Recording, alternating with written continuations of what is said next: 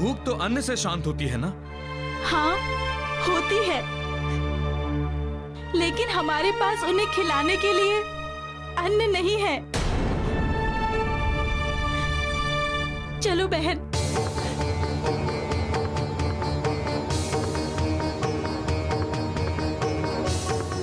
मेरे राज्य की इतनी दयनीय स्थिति कि लोग जल पीकर जीवन व्यतीत कर रहे हैं। जब प्राणी को अपने पाप की अनुभूति हो जाती है, तब पाप का टिकना असंभव हो जाता है और इसका सूचक प्राणी का हृदय निर्मल हो रहा है। उसके नेत्र और हृदय अश्रुधार हो रहे हैं, जो उस समय राजा मदन सेन की आंखों से भी बह रहे थे।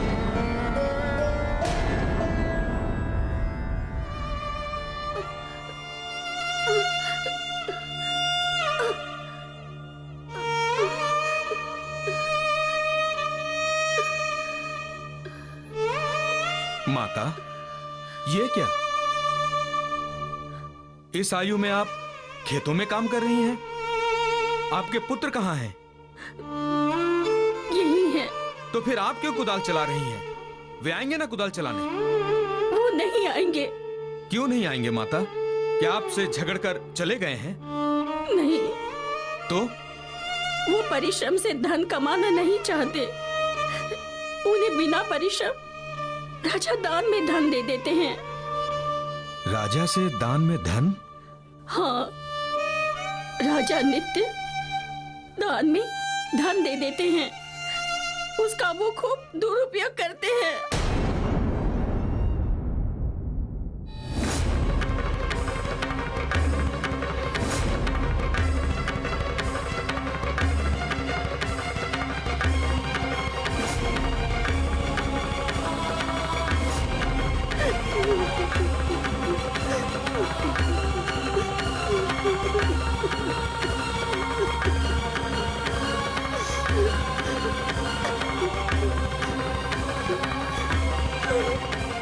ये तुम्हारे कारण है राजा। बिना सोचे समझे तुम्हारे द्वारा दिए गए दान का दुष्परिणाम है।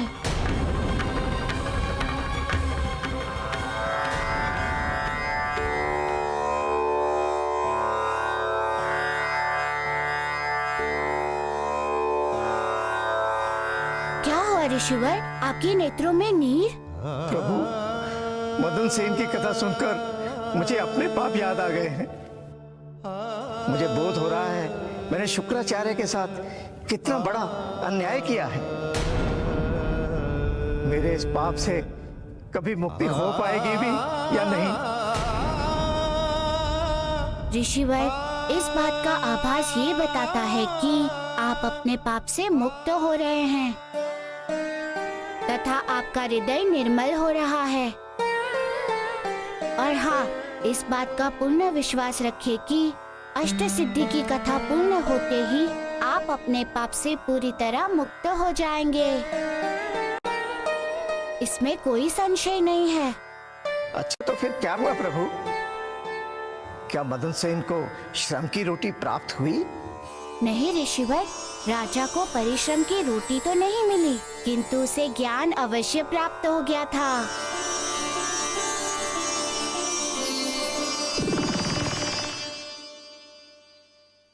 मुझे क्षमा कर दीजिए। मुझे मेरी भूल की अनुभूति है। मैं जान चुका हूं कि मैंने अनुचित किया है।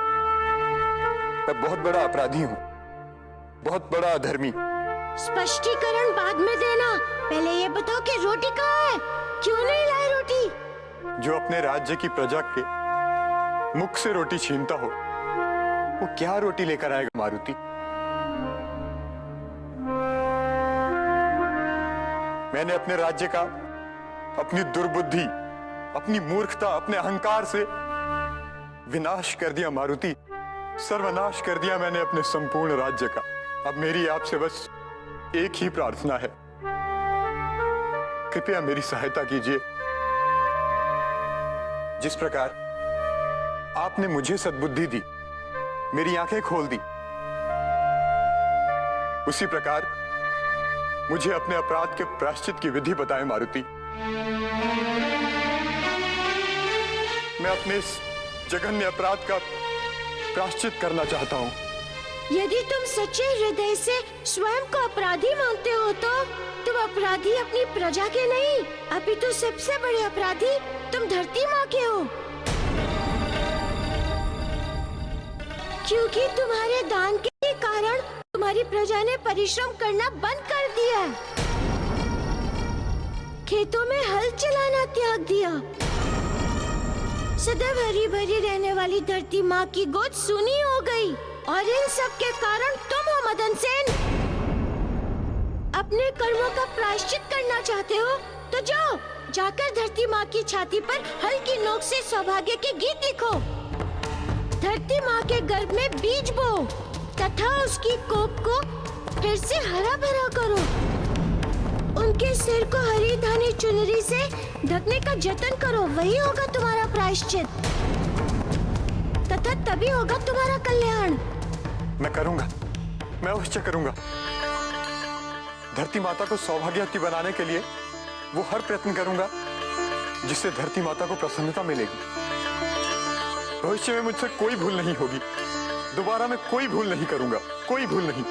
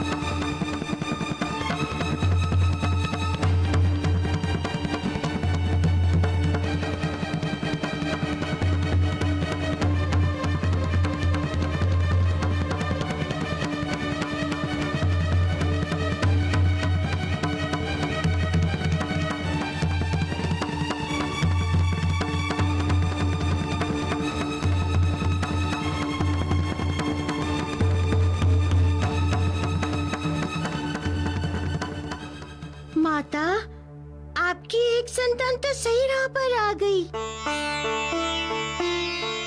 पुत्र, मेरे इस पुत्र को सही राह पर लाने वाले, उसे सद्बुद्धि देने वाले तुम हो। तुम नहीं होते तो ये कदापि नहीं होता। ये एक राजा है, राजा को उसके सिंहासन से उतारकर इन खेतों में हल चलवाना इतना सहज नहीं था। इसका श्रेय केवल तुम्हें है मारुति, किंतु अभी तुम्हें और भी बहुत कुछ करना है पुत्र। क्या माते, आदेश करें? आदेश नहीं, अनुरोध। मेरी एक संतान को तो सद्बुद्धि आ गई है, किंतु अभी तुझे उन सभी संतानों के भीतर सद्बुद्धि का संचार करना है जो द्यूत एवं मदिरा जैसे व्यसनों में लिप्त हैं। जब वो सब सद्मार्ग पर आ जाएंगे, तब कहीं जाकर मेरी संपूर्ण समस्या का समाधान होगा। आप चिंता मुक्त हो जाए माते, आपकी समस्त संतान सद्मार्ग पर लौटेगी। आइए, चलिए।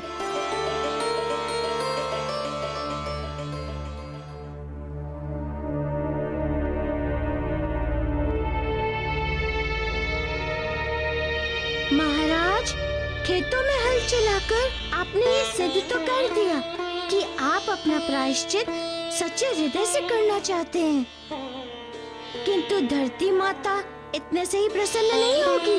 है? उनकी प्रसन्नता हेतु और क्या करना होगा, बताइए। राजन, आपके दान के कारण ही इस राज्य से समस्त किसानों ने हल चलाना छोड़ा था। हाँ, वो तो सिद्ध हो गया। अतएव धरती माता तभी प्रसन्न होंगी जब धरती के उनके समस्त लाल खेतों में आकर हल की नोक से अपने परिश्रम की शौर्य गाथा लिखेंगे।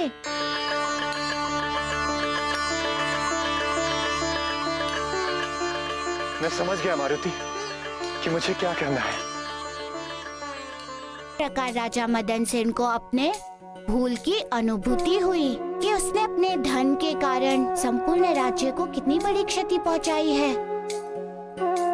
उसे इस सत्य का अनुभव हुआ कि दान पुण्य का ही नहीं अपितु अकाम्यता, विलासिता, व्यभिचार एवं अव्यवस्था का दान किया है। एक अहंकारी को भी अंतबोध हो सकता है प्रभु। ऋषिवर, विवेक सर्वोपरि है, किंतु मनुष्य अपने विकारों के वशीभूत होने के कारण परमात्मा की ध्वनि को सुनता नहीं है, अनसुना कर देता है और विनाशकारी मार्ग पर अग्रसर होता चला जाता है। और वही राजा मदन सेन ने किया। समझ गया प्रभु। उसे बचाने के लिए आप जैसे प्रभु को मार्गदर्शन हेतु भेज देता है। किंतु प्रभु, विधि ने विकारों को बनाया ही क्यों? क्योंकि अग्नि में तपकर स्वर्ण कुंदन बनता है ऋषिवर। परीक्षा, संकटों एवं समस्याएं भी तो होती है। यदि मदन सेन अपने अहंकार के चरम पर नहीं पहुंचता तो उसके समक्ष ऐसी स्थिति ही उत्पन्न नहीं होती। ना ही वो सच्चे राजा और सच्चे मनुष्य की शपथ लेता। आप देवताओं में इंद्र की कथा तो जानते ही होंगे। समस्त देवताओं की पूजा अर्चना होती है, किंतु उनकी केवल चर्चा है पुस्तकों में। संसार में उनकी पूजा ना के बराबर ही होती है, क्योंकि इसके मूल में उनका अहंकारी स्वभाव, छंदम चरित्र तथा स्वर्गलोक का मोह। मेरे कहने का तात्पर्य ये है कि जब विकार देवता तक को उनके देवत्व से निकाल सकता है, तो मनुष्य तो एक तुच्छ प्राणी है। समझ गया प्रभु। इन विकारों पर विजय प्राप्त करना ही मनुष्य का मूल धर्म होना चाहिए। बिल्कुल सत्य कहा आपने ऋषिवर। तो सार ये है कि विकारों का शमन किया जाए तथा मार्ग धर्म को प्रबल किया जाए और विधि के विधान के साथ चला जाए। आपने अज्ञान का पर्दा हटा दिया मेरे सामने से प्रभु। ऋषिवर, अब सूर्यास्त का समय हो रहा है, अतएव आज इस कथा को हमें यही विराम देना होगा। किंतु कल इस अष्ट सिद्धि की प्रथम कथा संपूर्ण हो जाएगी। तब आपको देवी वशिता को नमन कर लोगों में प्रसाद वितरण करना होगा। अतः अब आप जाइए और प्रसाद की व्यवस्था कीजिए। जैसे आपकी आज्ञा प्रभु। मैं वंश से प्रसाद हेतु विभिन्न फल एकत्र कर लाता हूँ प्रभु।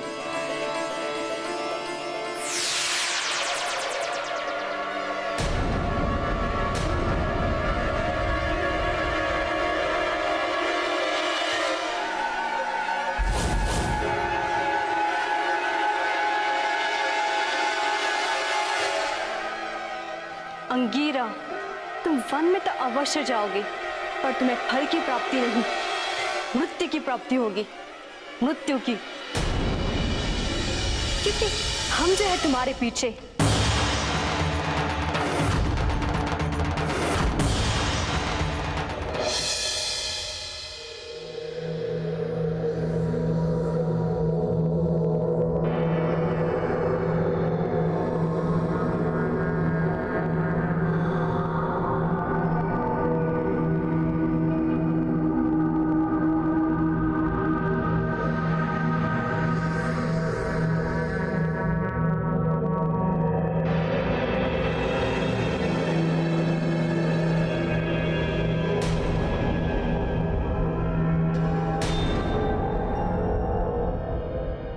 इन वृक्षों पर तो एक भी फल नहीं है,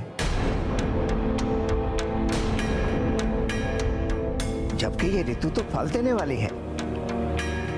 कहाँ गए इन वृक्षों के फल?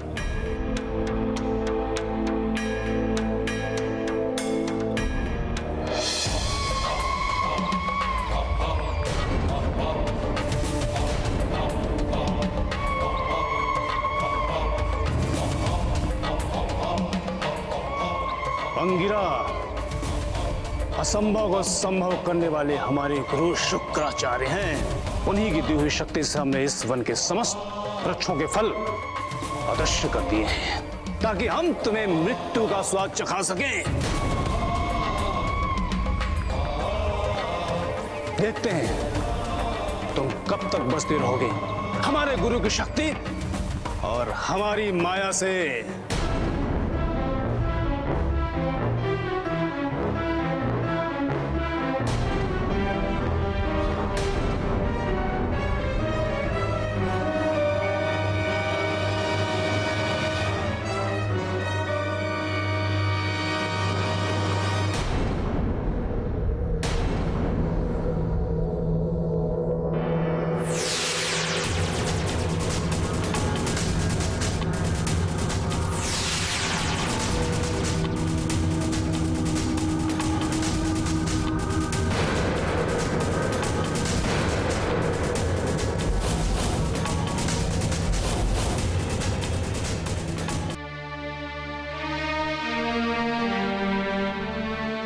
प्रणाम ऋषिवर।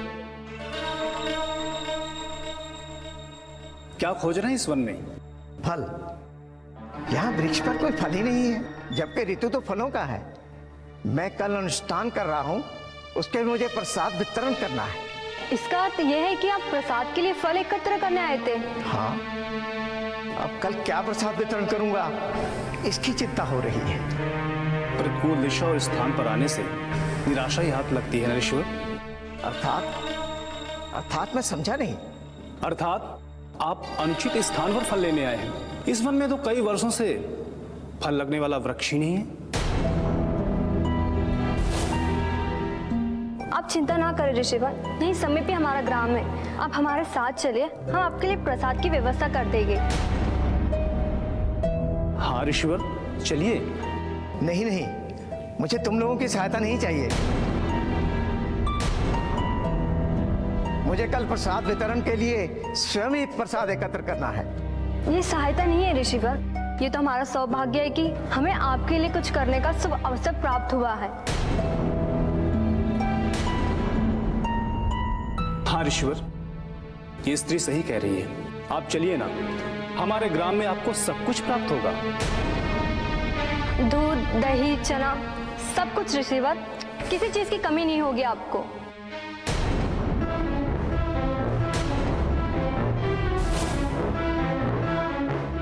कहीं ऐसा तो नहीं कि ये दोनों भी पूर्व की भांति मायावी हों?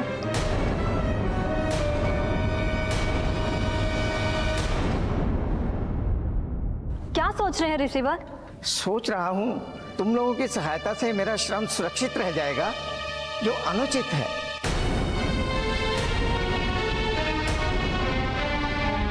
कैसे आपका श्रम सुरक्षित रहेगा ऋषिवर? आप स्वयं चलेंगे, स्वयं प्रसाद की वस्तुओं को लेकर आओगे, तो कहाँ आपका श्रम बचेगा? हम तो केवल आपको उस स्थान तक लेके जा रहे हैं।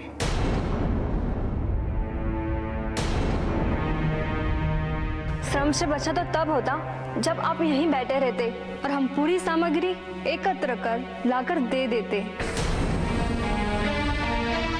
ईश्वर, उपयुक्त बात कही इसने। आप विचार न करें, चलें। ठीक है, चलिए।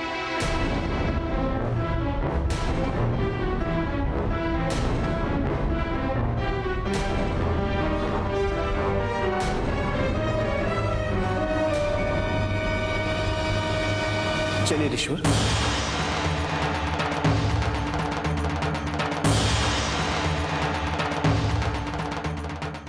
श्री राम राम राम, श्री राम राम राम, श्री राम राम राम, राम राम, श्री राम राम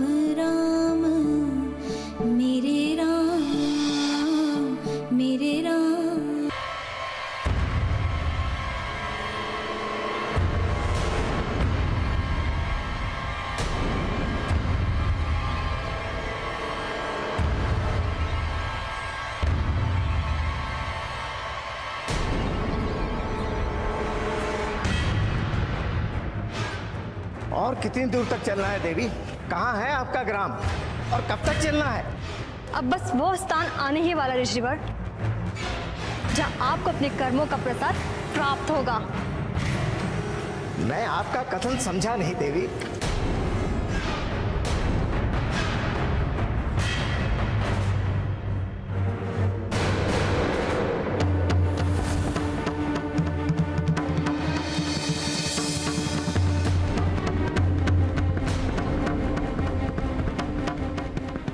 तूने मुझे धक्का क्यों मारा पुत्र?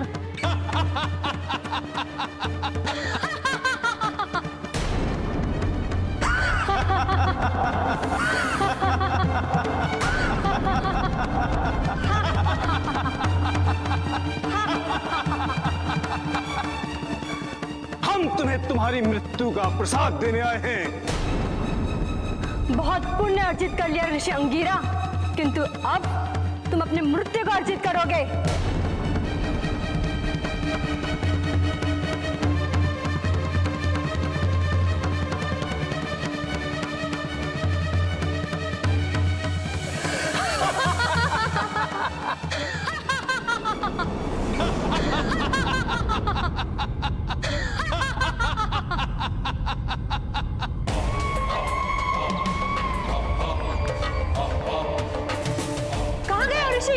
कहाँ गया? चाहे वो कहीं भी गया हो, ये वन प्रदेश हमारा है, हमारे अधीन है। यहाँ उसकी शक्तियां काम नहीं करेंगी। तुम चिंता मत करो, वो हमसे अधिक समय तक वो हमसे छुप नहीं सकता।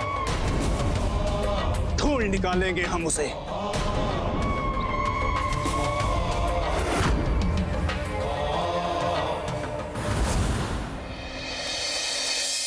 रक्षा करो, रक्षा करो, कोई रक्षा करो, मेरी कोई रक्षा करो, रक्षा करो, मेरी कोई रक्षा करो, रक्षा करो, रक्षा करो।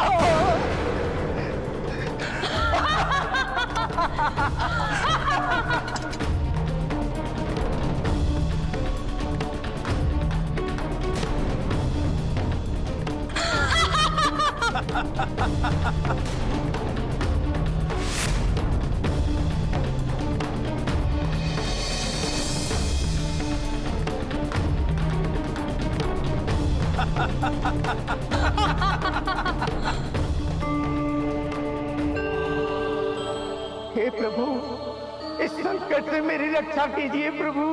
हे संकट मोचन, मुझे संकट से उबारिए प्रभु, उबारिए। ऋषि, आज तो चाहे किसी का भी स्मरण कर ले, देव दानव किसी का भी, आज तेरी रक्षा कोई भी नहीं कर सकता, कोई भी नहीं। तेरी रक्षा कोई भी नहीं कर सकता, कोई भी नहीं।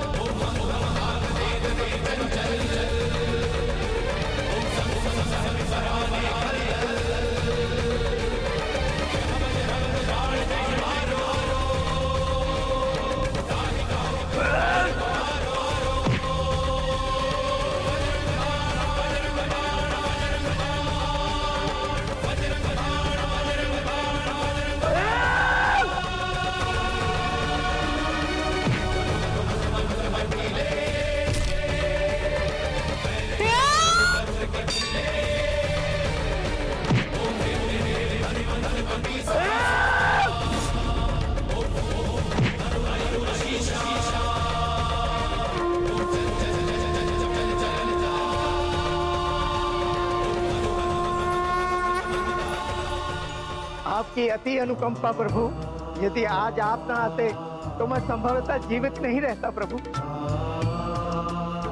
और न जाने कई जन्मों तक अपने पाप के दम से हताहत होता रहता। नहीं ऋषिवर, आपकी रक्षा में मेरा कोई योगदान नहीं है। आपकी रक्षा का मूल है अष्ट सिद्धि की कथा का शुद्ध मन से श्रवण करने का। श्रवण करने का अथवा पुण्य करने का, सत्कर्म गिनने का मूल है आपका मोह। यदि कथा श्रवण का नियम पालन नहीं होता तो सच में आज भारी अनर्थ हो जाता। श्रम को अपना मूल मंत्र बनाएंगे तभी आप लोगों पर विजय प्राप्त कर सकते हैं। प्रजा को अपने श्रम से एकत्रित कीजिए। श्रम से प्राप्त किया गया ये भी सहस्त्र से वार होगा।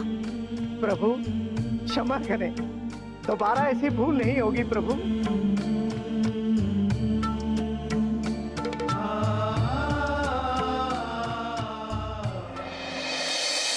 प्रभु, कल जो घटना घटी वो कोई सामान्य घटना नहीं थी। कोई तो अवश्य मेरे पीछे है जो मुझे अपने संकल्प से भटकाना चाहता है। आपके विचार से कौन हो सकता है ऋषिवर? शुक्राचार्य प्रभु, वो दोनों मायावी असुर अवश्य उनके द्वारा ही भेजे हुए थे। इसका लाभ? ताकि मैं पाप से मुक्त न हो सकूं और उनका प्रतिशोध पूर्ण हो सके। आपकी सोच बिल्कुल सही दिशा में है ऋषिवर, किंतु इसके लिए आपको चिंतित होने की आवश्यकता नहीं है ऋषिवर। कैसे न चिंतित हूँ प्रभु, प्रायश्चित का अवसर हाथ से जाने से दुख तो होता ही है ना। दुख से परिजन पसीजते हैं ऋषिवर, नियति नहीं। उतार चढ़ाव तो आधार है नियति का। संकट समस्या वो तो रात्रि समान है, अभी है तो कुछ समय बाद नहीं रहेगा। जब भी किसी के सत्कर्म विधि के विधान को उपस्थित करता है उसे दंड अवश्य मिलता है ऋषिवर।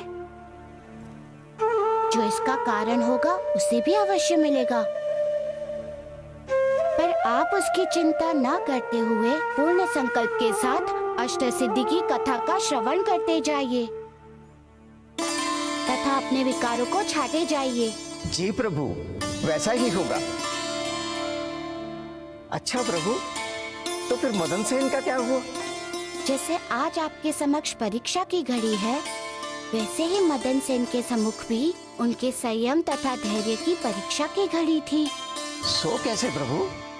जिस मदन सेन का पालन पोषण महलों में हुआ था, जिसने जीवन में कभी दुख की छाया तक नहीं देखी थी, जो श्रम की परिभाषा तक नहीं जानता था, वैसे राजा को अपने बुरे कर्मों के प्रायश्चित के लिए एक ऋषभ की भांति हल उठाना पड़ा।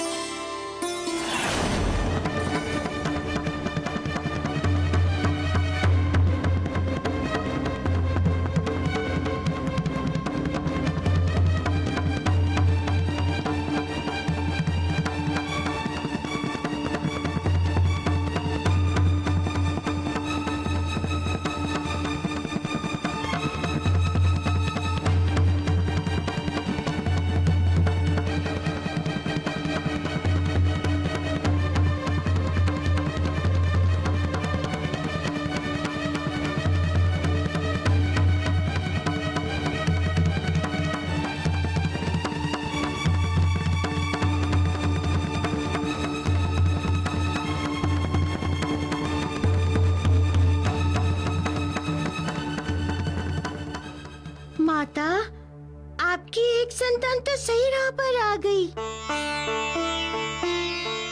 पुत्र, मेरे इस पुत्र को सही राह पर लाने वाले, उसे सद्बुद्धि देने वाले तुम हो। तुम नहीं होते तो ये कदापि नहीं होता। ये एक राजा है। राजा को उसके सिंहासन से उतारकर इन खेतों में हल चलवाना इतना सहज नहीं था। इसका श्रेय केवल तुम्हें है मारुति, किंतु अभी तुम्हें और भी बहुत कुछ करना है पुत्र। अभी तुम्हें और भी बहुत कुछ करना है पुत्र। क्या माते, आदेश करें? आदेश नहीं, अनुरोध।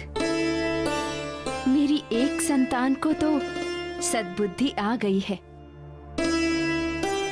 किंतु अभी तुझे उन सभी संतानों के भीतर सद्बुद्धि का संचार करना है जो द्यूत एवं मदिरा जैसे व्यसनों में लिप्त हैं। जब वो सब सद्मार्ग पर आ जाएंगे, तब कहीं जाकर मेरी संपूर्ण समस्या का समाधान होगा। आप चिंता मुक्त हो जाए माते। आपकी समस्त संतान सद्मार्ग पर लौटेगी। आइए, चलिए।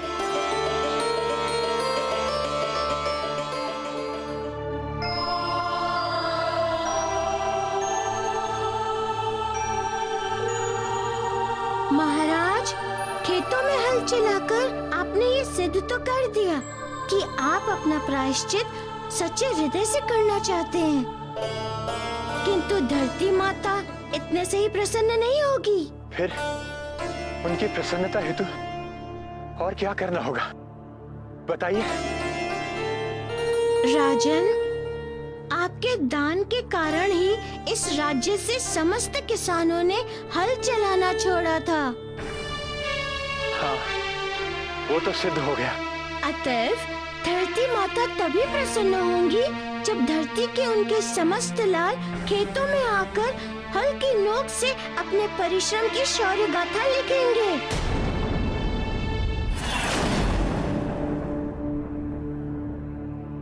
प्रभु, क्या खेतों में फल चलाने मात्र ही राजा मदन सेन के समस्त पापों का प्रायश्चित हो गया? नहीं ऋषिवर, खेतों में हल चलाने से उसके पापों का प्रायश्चित नहीं हुआ, बस उसके प्रायश्चित का प्रारंभ हुआ। क्योंकि प्रायश्चित पूर्ण तब होता है जब उसके कर्मों से आहत व्यक्ति उसे क्षमा कर देता है। तो उसके कर्मों से आहत तो धरती माता थी, तो इसका अर्थ कि हाँ, इसका अर्थ कि धरती माता ने अब तक उसे पूरी तरह क्षमा नहीं किया था। एक क्षमा मांगने से होती है तथा एक क्षमा हृदय से होती है। जो क्षमा हृदय से होती है, उसी क्षमा से पाप या अपराध का अंत होता है, उनका नाश होता है, तभी प्रायश्चित पूर्ण होता है। और धरती माता की क्षमा नहीं करने का कारण था कि मदन सेन के पुनः दंभी स्वभाव के कारण उनके संतानों ने श्रम की शौर्य गाथा लिखना त्याग दिया था। अभी तक तो उन्होंने हल चलाना तो दूर, हल की मूठ पकड़ना भी प्रारंभ नहीं किया था। अभी तक वे विलासिता में ही डूबे हुए थे। अभी तक वे सच्चे कर्म के ज्ञान से दूर थे। तो इसका अर्थ ये हुआ कि राजा का प्रायश्चित पूर्ण नहीं हो सकता था। राजा का प्रायश्चित तब तक पूर्ण नहीं हो सकता था जब तक कि उसके कर्मों के कारण श्रम के मार्ग से भटकी हुई प्रजा उसी के द्वारा सही मार्ग एवं उचित दिशा में लौट नहीं आती। इसीलिए अपने राज धर्म के पालन करने हेतु राजा मदन सेन अपनी प्रजा के समीप गया। महाराज, आप जाइए यहाँ से और हमारे रंग में भंग मत डालिए। भोग और विलास के संसार से तुम सब लोगों को मैं निकालूंगा। तुम लोगों को इस विषाक्त सागर में डुबाने का मैं उत्तरदायी हूं। केवल मैंने ही बिना सुपरिणाम दुष्परिणाम जाने ये दान की प्रथा आरंभ की, तथा तुम लोगों की लत बिगड़ गई। अकर्मणीय हो गए तुम लोग, परिश्रम का परित्याग कर दिया तुम लोगों ने, किंतु अब मैं तुम लोगों का अहित नहीं होने दूंगा। आओ मेरे साथ आओ, इस विशाल विस्तृत फैली धरती माता की गोद में चलेंगे, परिश्रम करेंगे, हल चलाएंगे, अन्न उगाएंगे, इस धरती को हर्षित करेंगे। आओ चलो यहाँ से। बंद करो ये नीरस प्रवचन और हमें रसिक नृत्य का आनंद लेने दो। अब तुम हमारे राजा नहीं हो जो हम तुम्हारी बात सुने तथा माने, समझे? अरे ऐसे नहीं जाएगा, मार कर भगाओ इसे।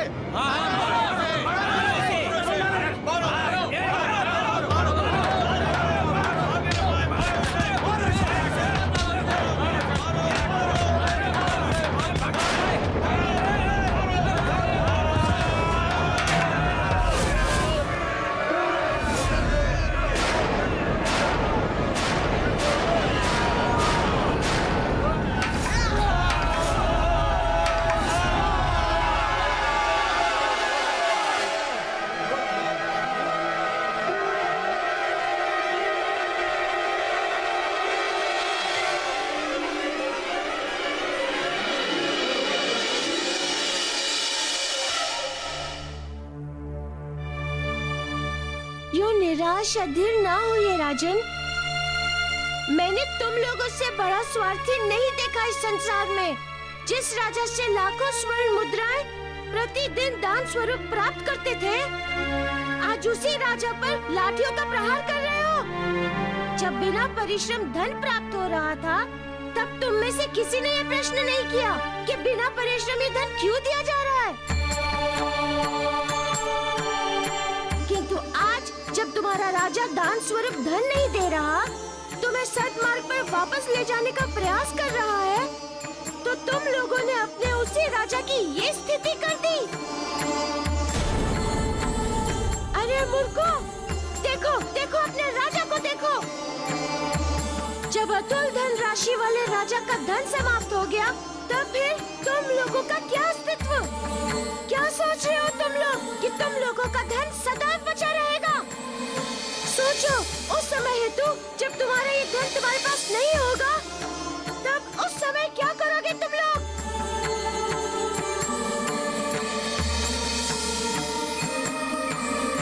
उत्तर दो।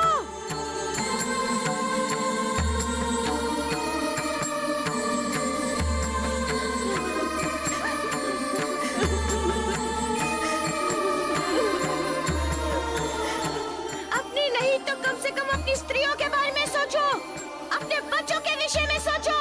आज उस धन के होते हुए भी वो भूख से बिलख रहे हैं, और कल जब नहीं होगा तब क्या होगा उनका?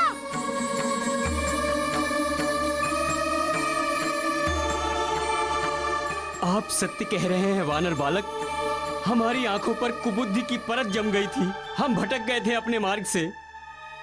बिना परिश्रम के प्राप्त धन ने हमारी मति हर ली थी। माना कि हम सब के पास धन बहुत है, किंतु हम सब अपने वास्तविक आनंद से कई कोस दूर चले गए थे। आज अभी अज्ञानता का अंधकार छटने से स्पष्ट हो गया है कि आनंद उन्हीं सूखी रोटियों में था जो हमारे खेत से थके हारे आने के पश्चात हमारी पत्नियां अपने हाथों से परोसा करती थी। हम आनंद को नहीं, आनंद की प्रतिछाया को पकड़ने का प्रयास कर रहे थे। मौलिक आनंद, रास रंग इस नृत्य में नहीं था। परम आनंद तो उन्हीं खेतों में था, धरती माता की गोद में, उस मिट्टी में। हमें पुनः वो आनंद कैसे प्राप्त होगा वानर बालक? कैसे प्राप्त होगा? पुनः उस आनंद को प्राप्त करने हेतु तुम्हें वही करना होगा जो तुम पहले करते थे। खेतों में परिश्रम तथा परिश्रम से बहे पसीने की गंगा से खेतों को सींचने का कार्य।